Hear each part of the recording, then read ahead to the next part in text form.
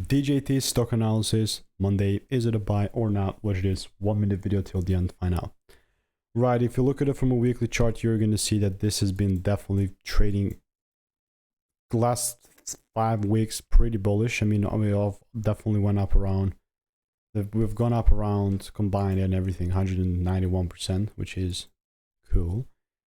And for me with DJT, I'm still looking to take it even higher. Now, all I'm sticking to is something that I've refined over thousands of videos and everything's been documented. A lot of thousands of wins. And with DJT, it only makes sense for me to be a part of this, participate and all this good stuff if there is a little retracement. A little retracement never hurts. Unless the price gives me that little retracement that I'm talking about, then I'm not going to be even participating in these buys. Because I would not just buy at the top. Like, trust me, I've done 30,000 videos. I've collected a lot of data. I know what has worked for me, what has not. So if you want to learn to make more money by taking less trades, click the first link below.